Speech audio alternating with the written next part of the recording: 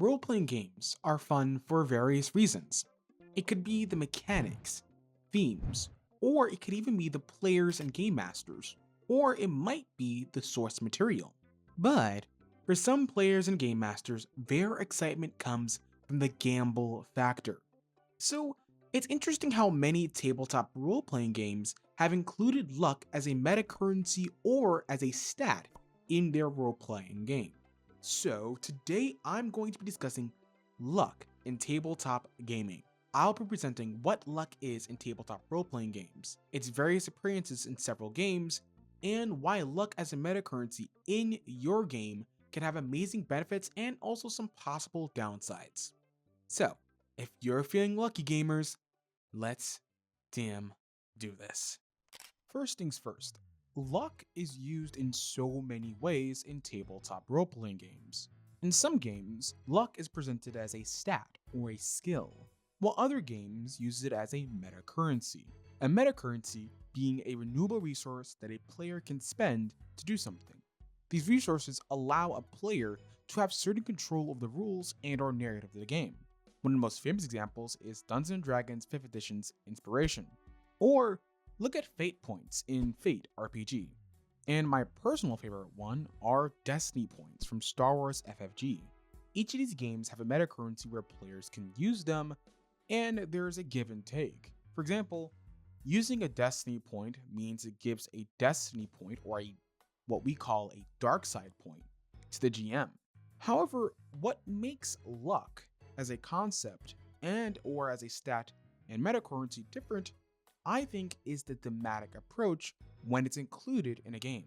For example, luck implies a character is lucky or unlucky, and those thematic choices can really affect how a game functions.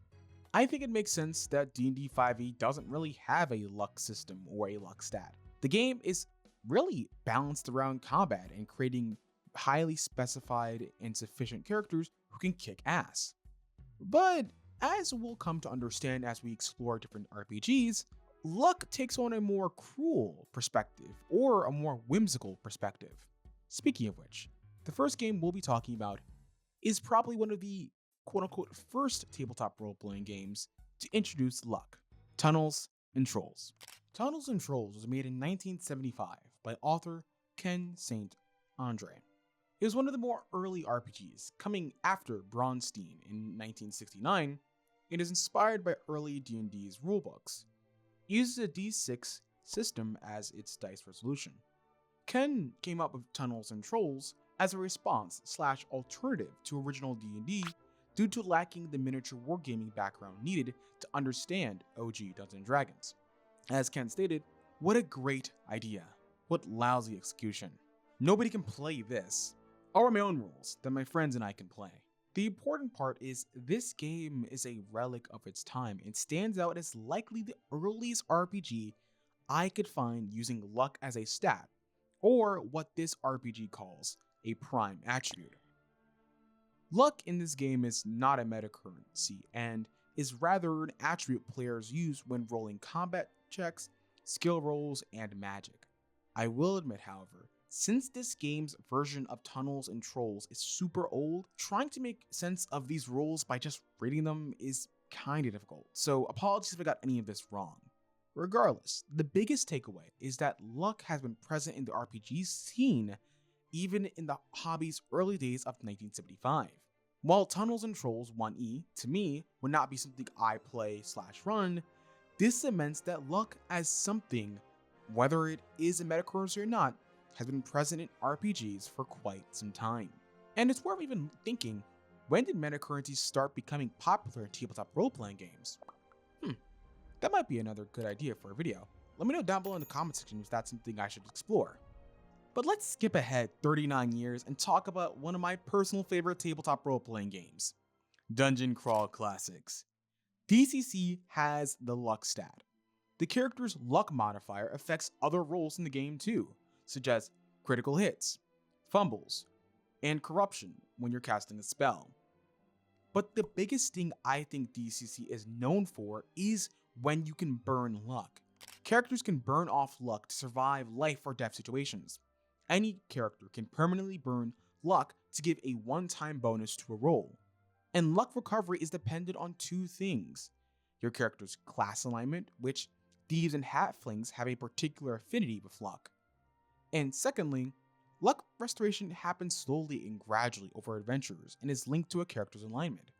Thus, luck in the vanilla DCC is a versatile and high risk versus reward system. Players can burn luck to improve their chances through checks, and when needed, roll luck tests in hope that their luck doesn't run out. But there is another kind of luck in the world of DCC. In DCC Landmark, it's called fleeting luck. This luck is meant to match the whims of the gods of Nuon in relation to Farad and the Grey Master by Fritz Leiber. And sorry if I didn't pronounce any of that correctly. Fleeting luck is supposed to be fast and furious, as quoted in the book. It can be used in a similar way to regularly burning luck, and even shared amongst other players or used to heal yourself with some extended rules. Fleeting luck can be gained by doing things such as rolling a natural 20, pulling off an extremely daring or exciting feat, succeeding in a critical success or hit without a natural 20, reinforcing the themes of where DCC Landmark comes from, acting in alignment, organization, or the player character's interest. It could also be suggesting ways that PC's doom might complicate matters for the judge. It could also just come from good role-playing. However, if any player character rolls a natural 1, that results in a failure, which means all fleeting luck is lost for all players. So, DCC's luck system and fleeting luck can provide a lot of really cool roleplay moments, and is really steeped in how DCC gets its name. How there's a large risk versus reward factor, which is very different than, say, 5th edition's vanilla inspiration and general gameplay. But maybe I focused a little bit too much on fantasy tabletop games. Well, Bash Ultimate Edition is a superhero RPG that has the vibes and feels of a 2000s superhero cartoon, and is definitely more on the crunchy end versus something like Masks: A New Generation. Now, the luck metacurrency in this game is called Hero Points. Hero Points represent a pool of luck, skill, and pure determination that heroes can draw upon to enable them to succeed when others would expect them to fail.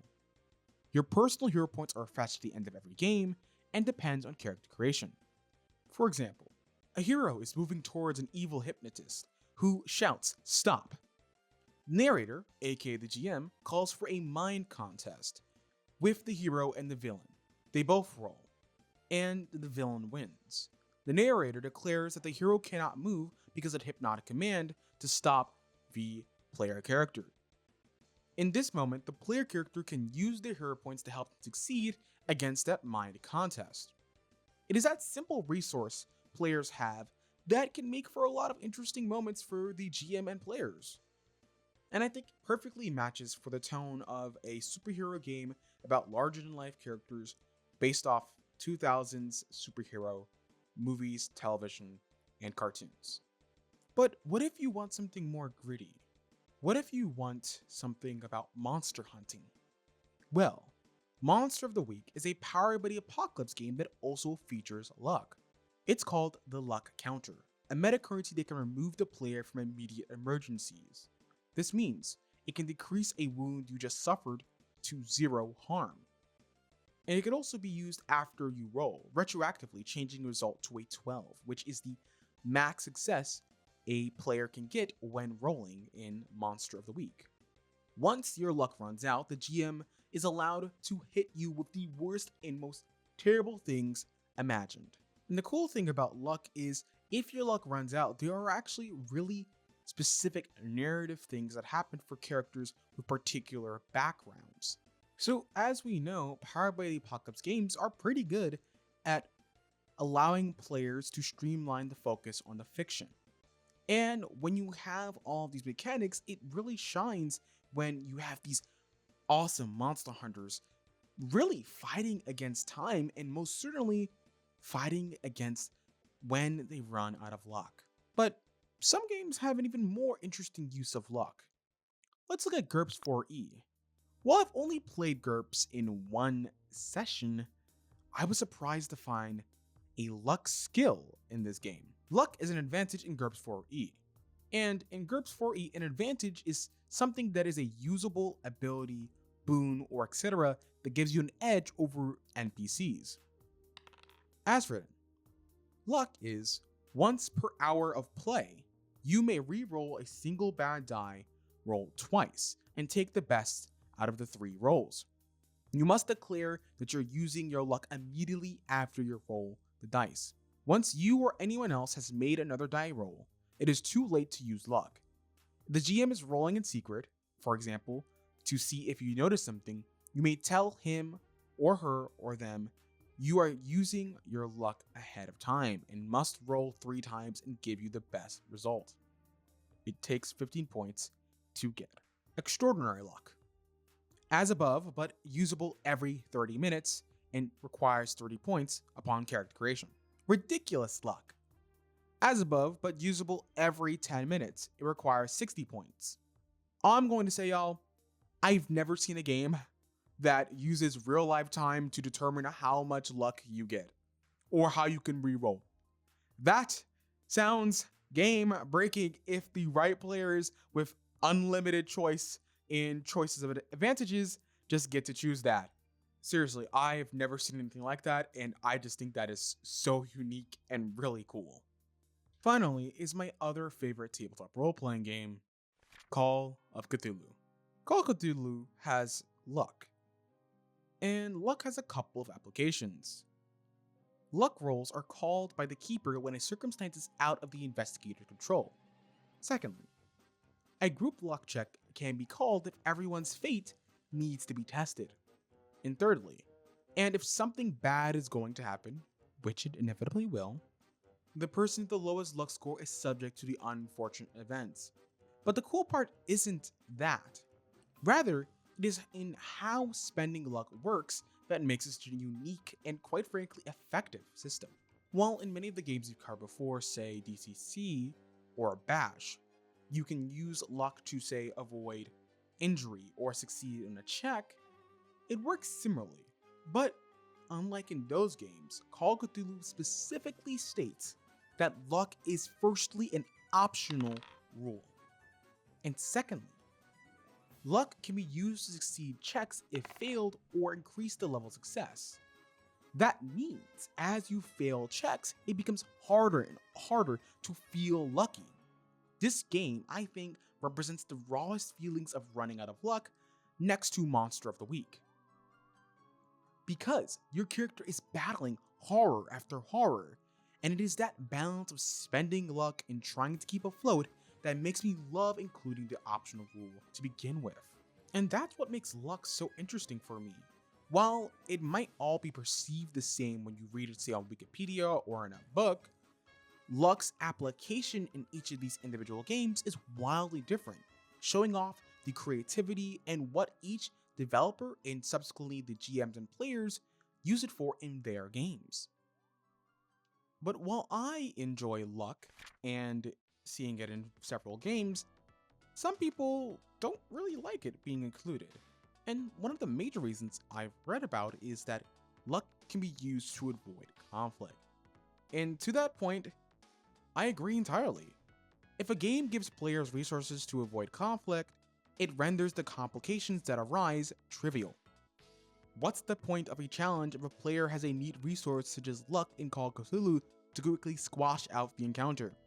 So the solution to that is to speak to your players about conflict resolution and what luck can and cannot be used for.